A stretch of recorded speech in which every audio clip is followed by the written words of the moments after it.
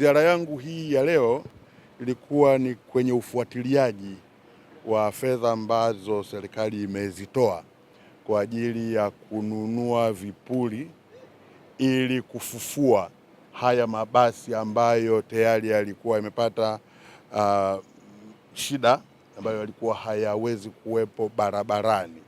Kwa hiyo serikali ya awamu ya sita ya Daktari Samia Suluhu Hassan iliona ni vyema kuyarejesha haya mabasi barabarani na kiasi cha shilingi bilioni 1.2 kilitolewa kwa ajili ya kununua vipuri zikiwepo engine pamoja na vipuri tofauti tofauti ili mabasi haya yaweze kurudi barabarani. Mabasi ambayo tunategemea kuyarudisha barabarani kutokana na fedha hii ambayo imetolewa ni mabasi 30. Na hadi leo ninavyoongea hapa yako mabasi 17 tayari yamesharekebishwa yako tayari kwa ajili ya kwenda barabarani, na waandishi wa habari mmeona basi la 18 pale wanamalizia kupandisha engine.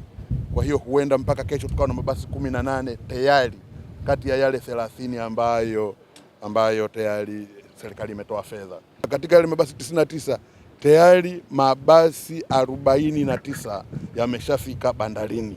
Kwa hivyo muda mfupi ujao mabasi haya yatakuwa barabarani ili yaweze kuongeza huduma kwa Watanzania wakazi wa Dar es Salaam.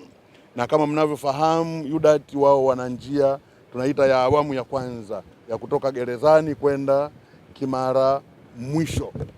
Kwa hivyo njia hii itaongezewa mabasi haya pamoja na yale mabasi mapya ambayo yatakuwa yamekuja, lakini tunategemea pia kwamba watapata njia ya kwenda Gongo la Mboto. Kwa hivyo mabasi haya yanayokuja tuna uhakika yataongeza nguvu kwenye usafirishaji wa abiria hapa Dar es Salaam. Kitu ambacho ningependa kukitolea maelekezo kwa mkurugenzi mkuu wa UDART, hapa tunafika Kimara mwisho ndiko tunakofika kwa sasa hivi, lakini tuna maeneo ambayo yanahitaji huduma sana. Eneo la Mloganzila hospitali, watu wanafika Kimara wanaishia Mbezi, wanaishia Kimara, hawafiki, mabasi hayafiki Mloganzila. Leo nikupe maelekezo kwamba kuanzia kesho hakikisha tunapata mabasi yanayofika Mloganzila hospitali. Watu wanapata shida, wana wagonjwa kule, wagonjwa wenyewe wanapata shida kufika kule. Kwa hiyo ni vyema hili tukalichukulia kwa umuhimu wake ili tuweze kuongeza huduma kwa ndugu zetu ambao wanahitaji hii huduma kwenda kule hospitali ya Mloganzila. Na ni waelekeze tena yale mabasi ambayo yameshafika pale bandarini, oneni namna ya kuyatoa pale, kaeni na watu wa bandari ili kupunguza storage cost. Yatoke pale, mnaweza kuja kuyaweka hata hapa mkiwa mnasubiria pesa ambayo tutamaliza kuilipa kwa ajili ya komboa pale bandarini.